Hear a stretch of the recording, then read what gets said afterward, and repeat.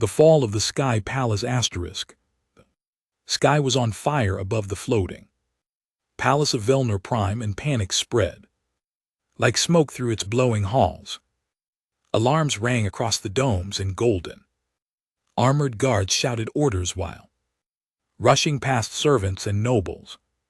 Princess Zalari, daughter of the High Bloodline, stood frozen as her world shook beneath her feet. She had never heard real screams before, not like this, not filled with terror. Her eyes, usually calm and proud, now searched the sky, where dark enemy drones flew like insects, releasing red plasma bursts into the royal chambers. She tried to run, but Clear's throat, the floor cracked and threw her to the ground. Stone and steel crashed down behind her, ceiling off the throne room where her father had just been. Dust filled her throat and her leg ached from the fall, but she crawled forward, refusing to cry. Suddenly a new explosion tore through the west wing, and flames reached toward her with hungry fingers. Zalari screamed, not out of fear, but out of frustration. She was royal. She was not supposed to die like this. Then a shadow leaped through the smoke. Rough, coughing human, Callan, a soldier from Earth, sprinted through the wreckage like he belonged in chaos. He wore a torn uniform, face cut and hands bleeding, but his eyes locked on hers. Without hesitation, he didn't bow, didn't ask permission, didn't stop. He just picked her up as if she were weightless. "How dare you touch me?" Zalari shouted, slapping his shoulder as he carried her away from the flames. "I'm saving your life, princess," he said, not slowing down. "I didn't ask you to," she snapped, even as she clung to his chest. While more rubble fell behind them, he didn't respond again, only tightened his grip and kept running.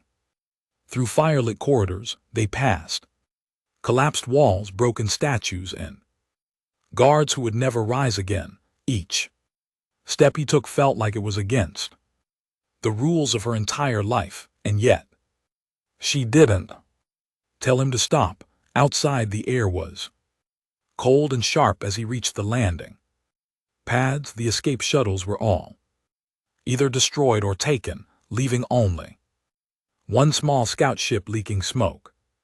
Callan didn't hesitate.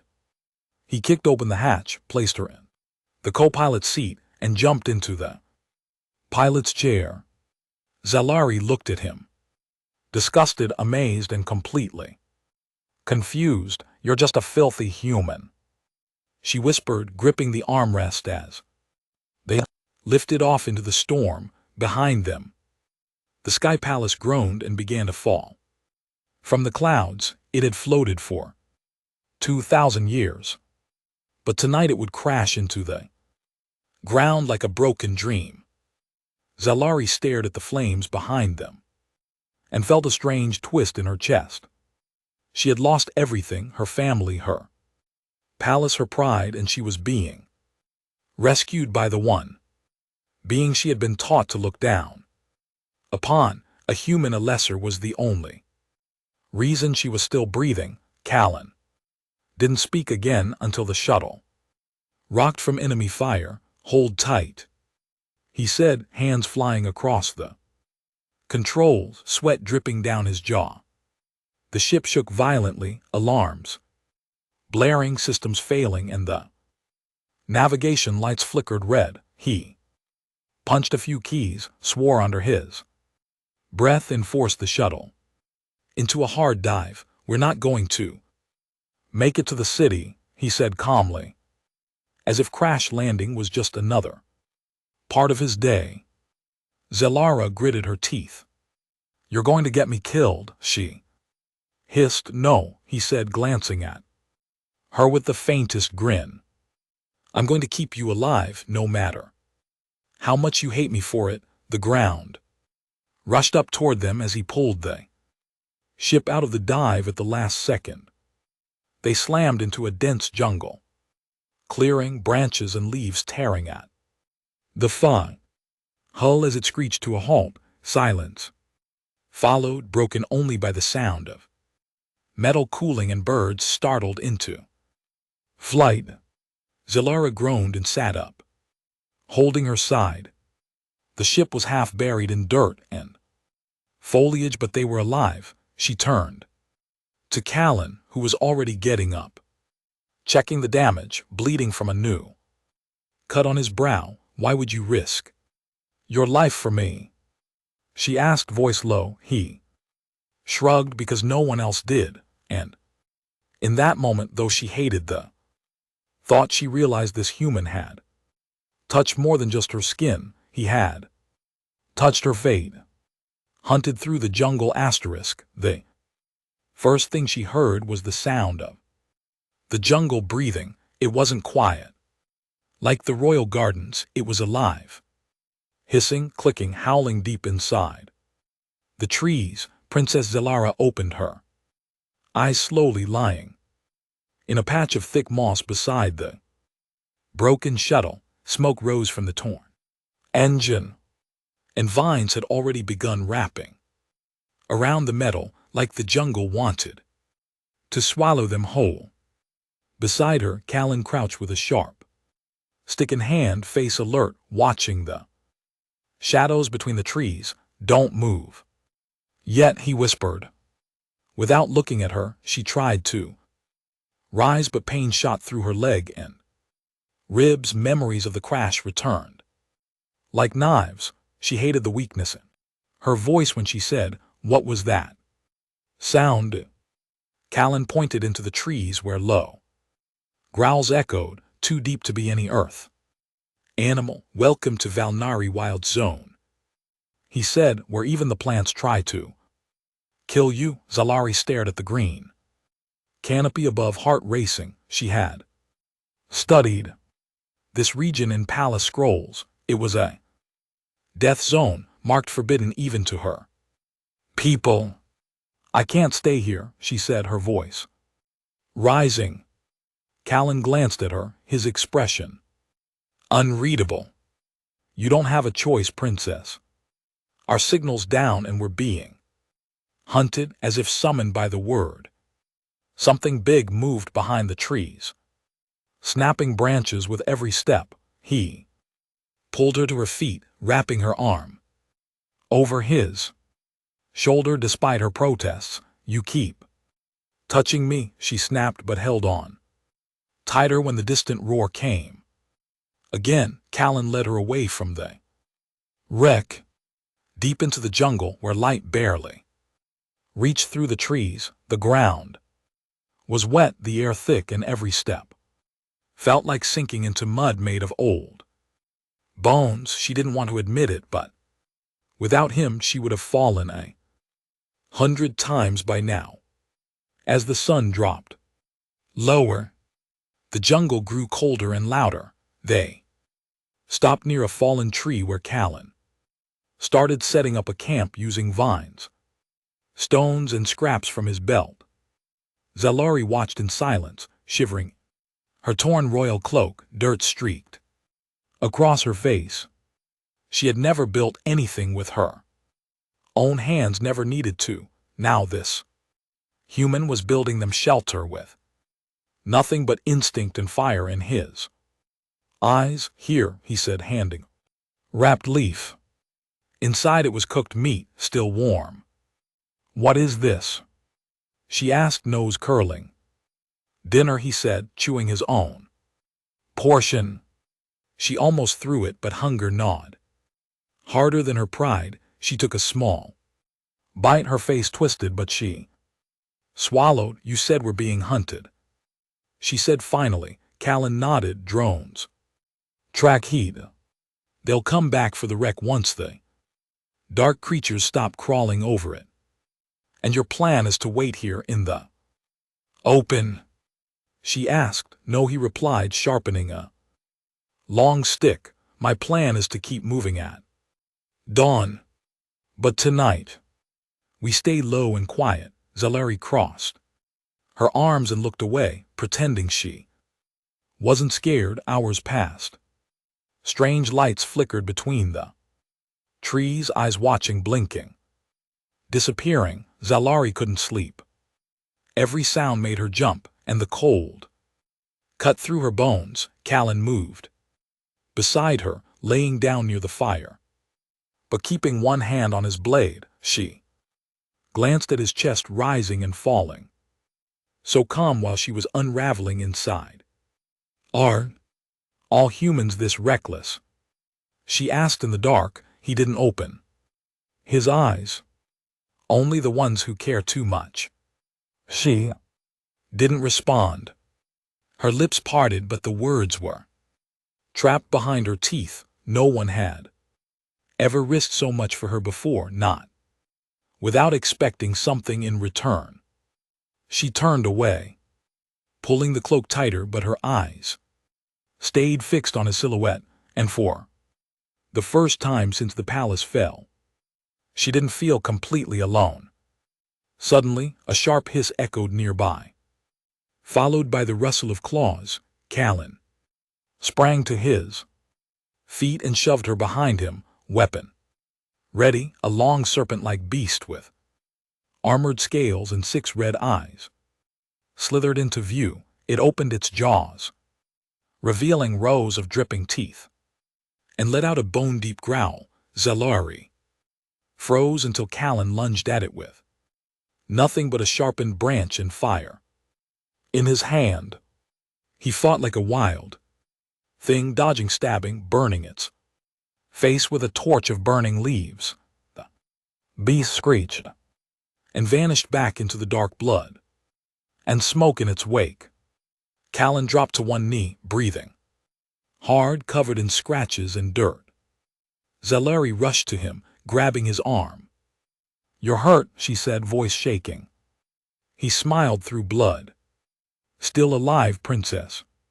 Thanks to your jungle welcome party." She stared at him, heart pounding, unsure what this feeling was in her chest: gratitude, guilt, or something more terrifying. Respect for a human. Without thinking, she touched his arm, brushing away a smear of blood. He looked at her hand, then at her, surprise flashing in his eyes. This time she didn't pull away. When her fingers met his skin, royal blood and human hands asterisk. Her hands had never touched blood before, not like this, not warm, not human. Zalari stared at her, trembling, fingers stained with Callan's blood, as the jungle silence returned after the battle. She had touched him without thinking, and now the moment wouldn't leave her mind. Royal blood was sacred, untouchable, clean and perfect. That's what she had been told all her life. But here she was, crouched in dirt, touching the wounded human with hands once meant for crowns. "Are you going to faint?" Callan said, half grinning despite the gash across his side. She glared at him. "I'm trying to help," she replied, reaching for a cloth from his supply pouch. "Could have fooled me," he muttered, wincing as she pressed it against the wound. She was rough at first, clumsy with pressure and unsure with her grip. But slowly her hand steadied as she cleaned the blood and tied the wrap tight around his waist. He didn't flinch. The next time her fingers brushed his skin, she didn't notice when her knees settled beside him, or when her voice lowered to a whisper. "Why do you always smile, even when you're in pain?"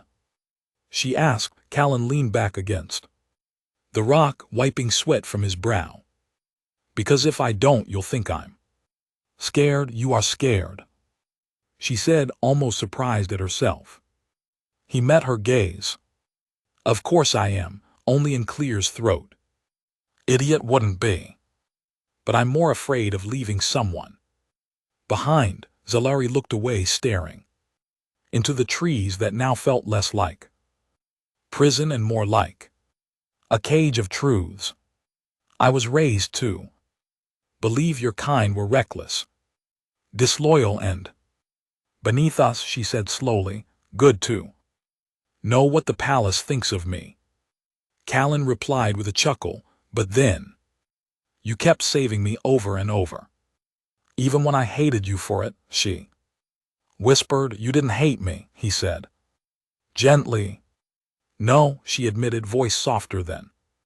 She meant I hated how much I needed you. They sat in silence, the fire crackling low as night returned around them like a curtain. She clears throat, could hear every beat of her heart, every breath he took, every unspoken word between them, and, for once, she didn't care if the stars above were watching. Later they walked through the deeper part of the jungle, Callan limping but steady.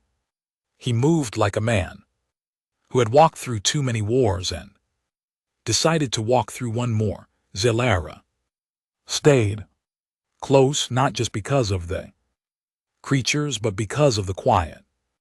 Between them, it didn't feel empty anymore. They came across a small spring, clear and calm, tucked under hanging vines. Callan dropped to his knees and washed the blood from his hands while Zilara watched him in silence. Do you regret saving me? She asked suddenly. He looked up, water dripping from his chin.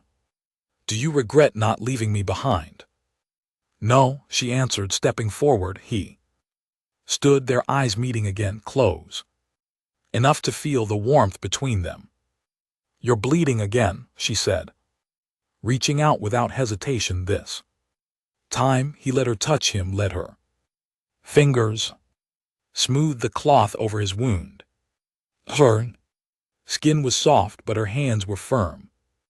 No longer afraid. She had never touched a man without gloves before, never been this close to someone so real. He smelled of earth, smoke, and something deeply alive, so different from her perfumed halls and crystal rooms. She wondered if that was why her heart was beating too fast. Your blood isn't like mine, she said as she looked at the red staining her fingers again.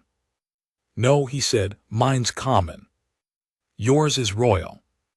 But we both bleed the same when we're cut. The words hit her harder than she expected, simple but like a sword. Through her pride, all her life she had been told her blood was sacred, above harm, above dirt, but now, covered in mud and holding a human's life in her hands, it felt like a lie.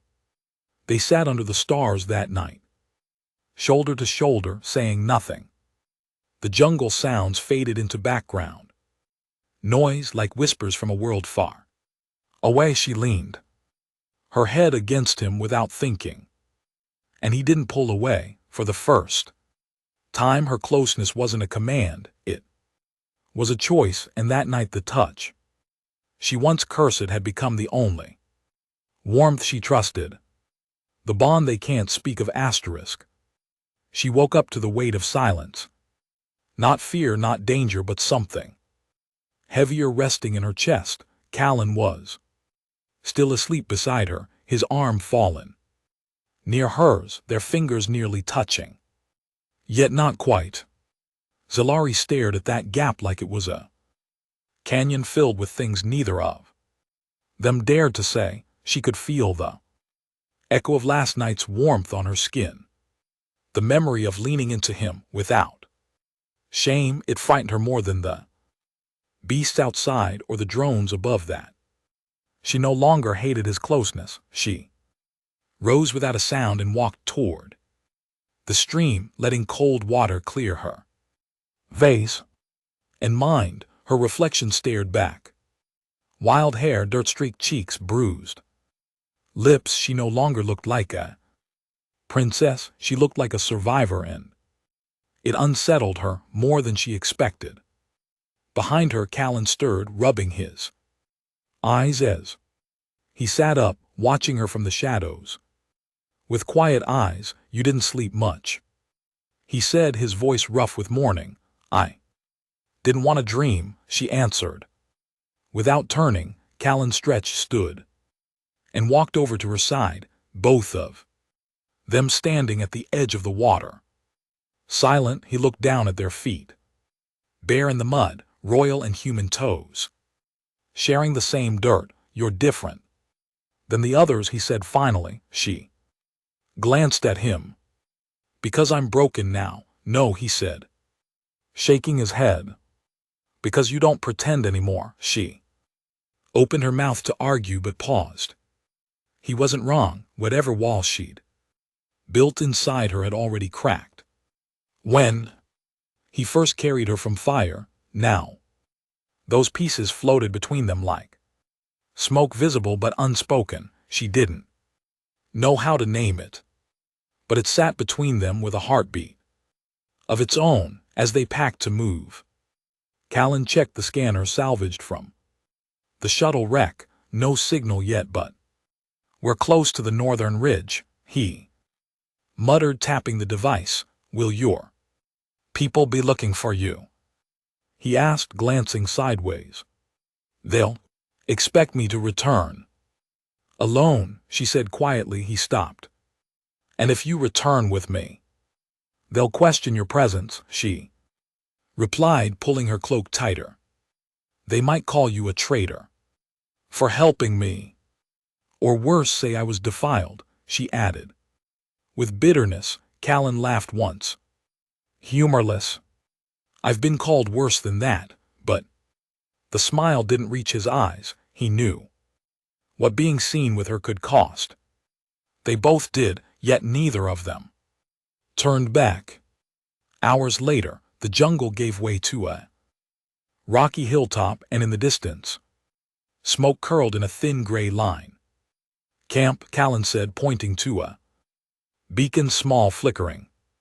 Possibly military. They had one chance to send a signal or get help, but it came with risk. If the signal reached the wrong ears, it would bring enemies faster than rescue. Still, Callan adjusted the scanner, preparing to transmit. Zilara stood beside him, arms crossed, eyes fixed on the blinking light. You trust too easily, she said. No, he replied. I just have nothing left to lose. She looked at him sharply. What about me?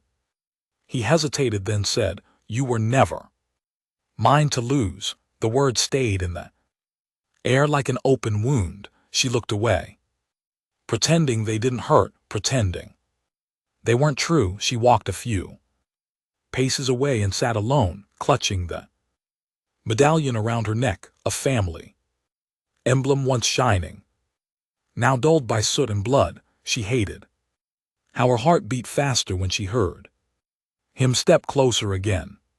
He sat beside her, without speaking, both of them watching the sky fade into early night. I don't know what I am anymore, she said quietly. You're alive. That's more than most can say, he replied. And you? She asked. He shrugged.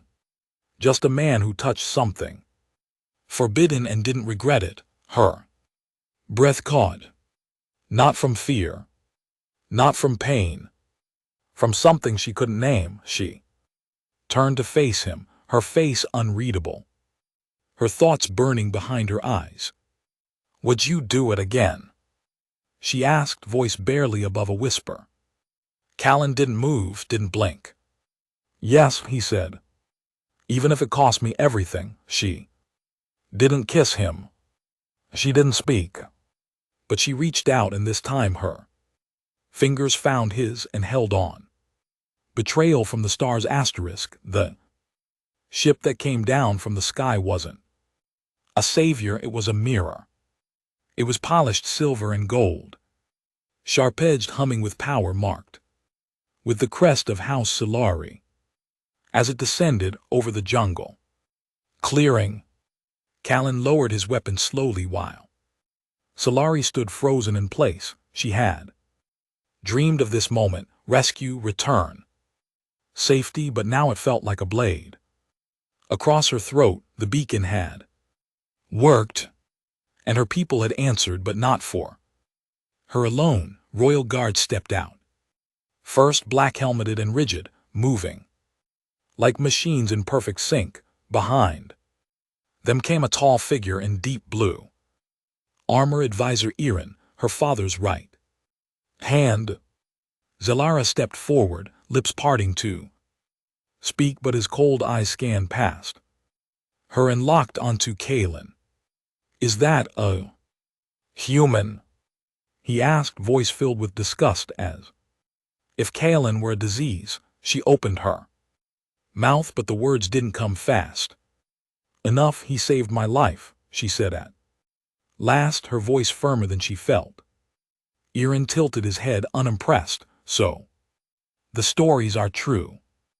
You let him touch you?" Her face burned, shame and anger crashing together. "He carried me through fire. He fought beside me, and you let that justify contamination?" Irin snapped, signaling the guards. Before she could stop them, 2 soldiers grabbed Kaelin and forced him to his knees. "What are you doing?" she yelled, rushing toward them. "He violated sacred contact protocols. He'll be detained for questioning," Irin said coldly. Kaelin didn't resist. He looked up at her, calm, but there was hurt buried deep in his eyes. She looked around, realizing the truth. None of these men would listen to her here. She was royalty, but she was still just a daughter, not the voice of power. They shoved Kaelin into the ship's lower hold, slamming the door behind him with a hiss. Zelara stood trembling, fists clenched, her heart a storm of regret and rage. "You should be grateful we arrived when we did," Irin said beside her. She didn't reply. Her eyes stayed locked on the door that hid Kaelin from her. They had taken him like he was nothing, like a thing, not a man. That night she sat in her private quarters, untouched food growing cold in gold dishes. She couldn't sleep. Her hands kept shaking, remembering the warmth of Kaelin's touch, now gone. Outside her window, soldiers laughed and drank, celebrating her survival, but all she felt was hollow, trapped and sick. He had saved her soul, and she had watched him be chained for it. She rose in the dark and slipped past the guards, her royal ID clearing each gate with silent approval. Down in the ship's lower cells, the halls were cold and dim, lights flickering like dying stars. She found him behind a force field, sitting on a metal bench, bruised and silent. "Why are you here?" Kaelin asked, not rising, not angry. "Just tired, because I didn't fight for you," she said, her voice cracking. He said nothing at first. Then quietly, "I didn't expect you to." Her throat tightened. "That makes it worse," she whispered. She pressed her hand to the force field. He didn't move. "Let me fix this," she said. "I don't need you to fix it," he replied. "I just needed you not to turn away." She deactivated the field with a hidden command chip, and he stepped out slowly.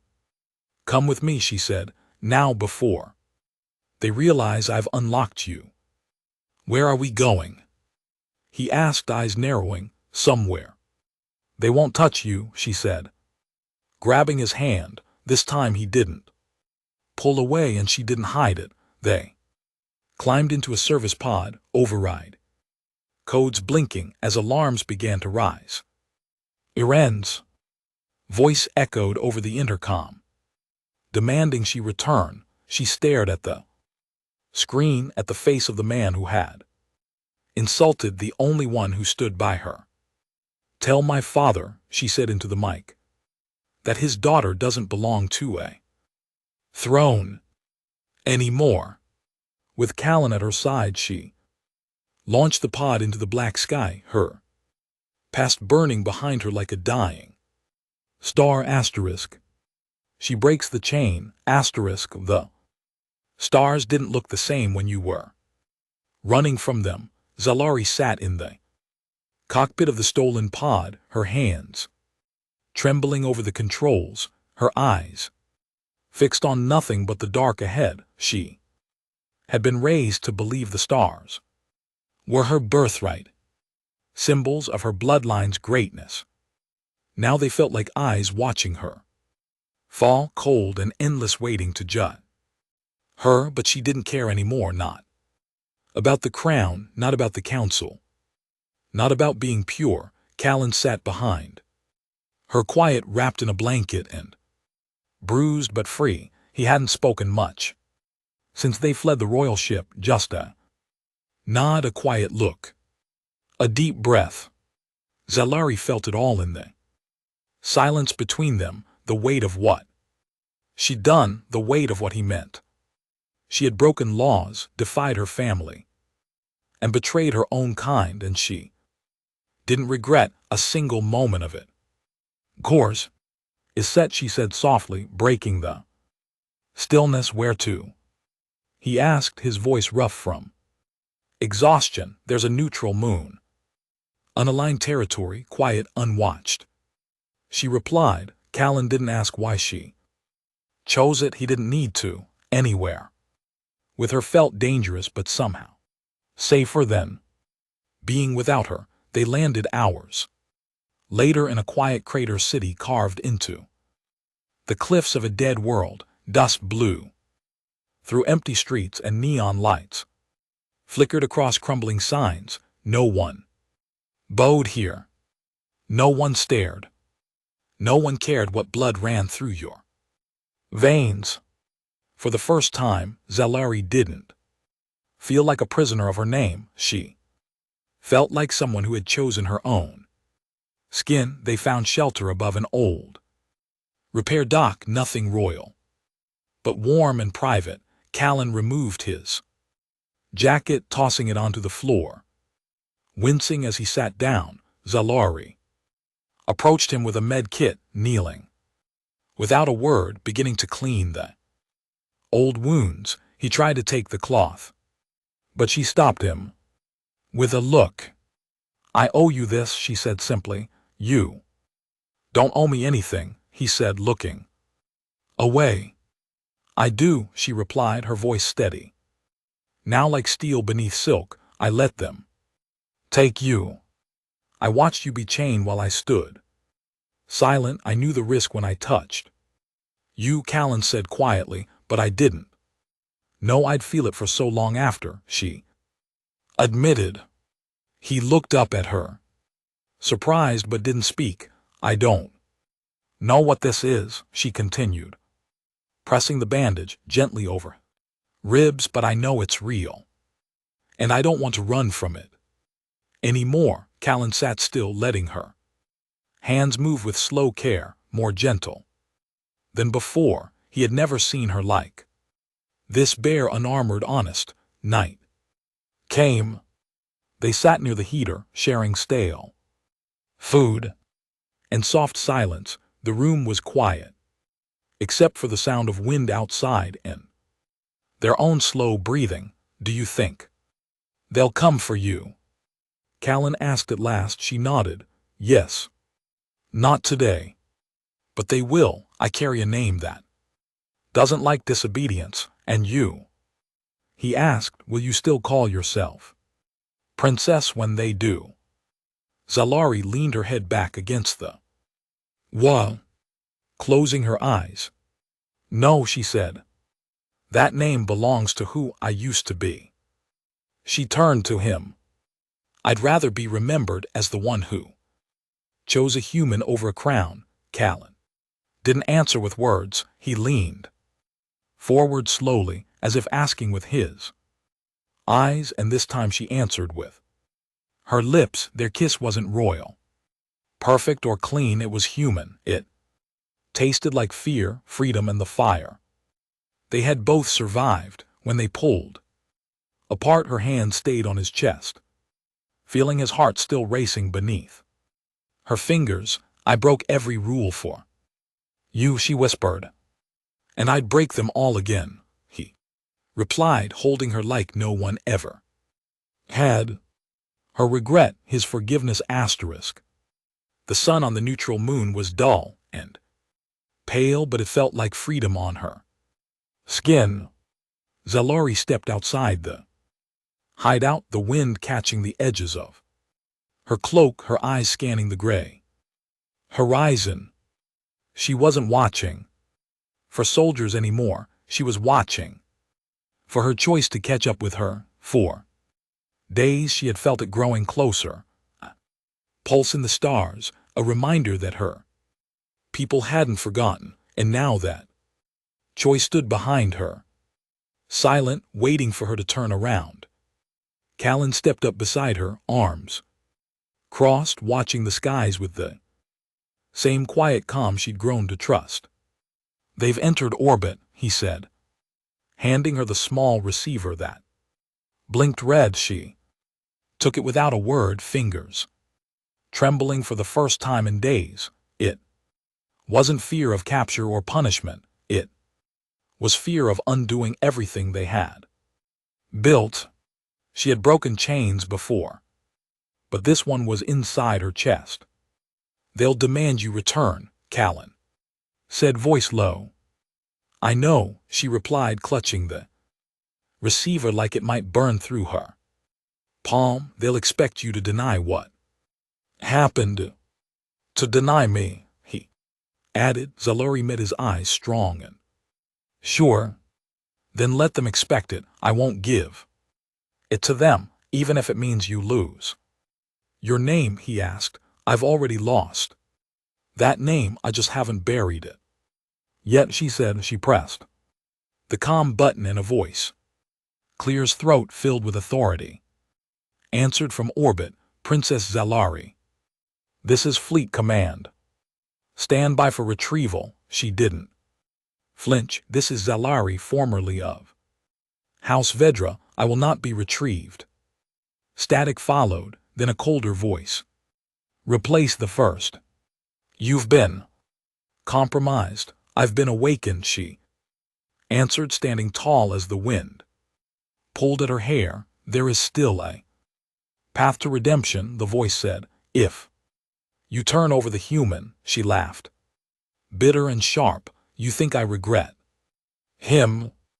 "I regret obeying you." Then she ended the transmission, tossing the device into the sand like a broken crown. Callan didn't speak. He just stepped closer and touched her shoulder with quiet pride. An hour later, they watched from a ridge as 3 royal ships broke atmosphere and hovered in the clouds. "Scare tactics," Callan muttered, squinting at their slow movements. "They want me to run," Zalari said, eyes narrowed. "Are we running?" he asked. She shook her head. "We're living. Let them be the ones chasing ghosts." As night fell, the ships didn't land. They circled above, searching, deciding, hesitating. Zalari and Callan returned to the city, walking hand in hand past blinking signs and curious faces.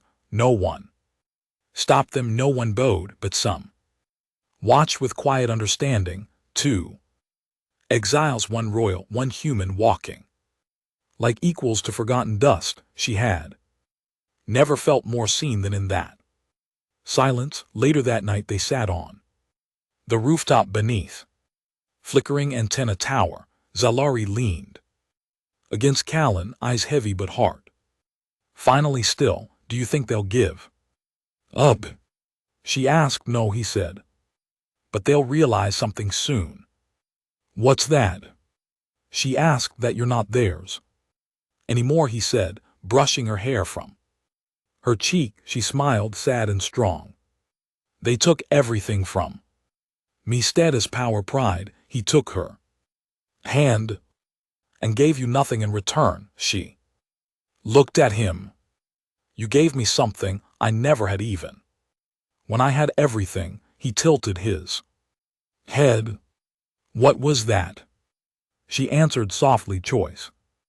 And in the stillness of that quiet rooftop, with distant engines humming above. She leaned in and kissed him again, not because she had to, not because tradition demanded it, but because she wanted to. The sky didn't fall. The stars didn't turn away. And for the first time she didn't regret being touched, because this time the touch was hers to offer, and she offered it freely.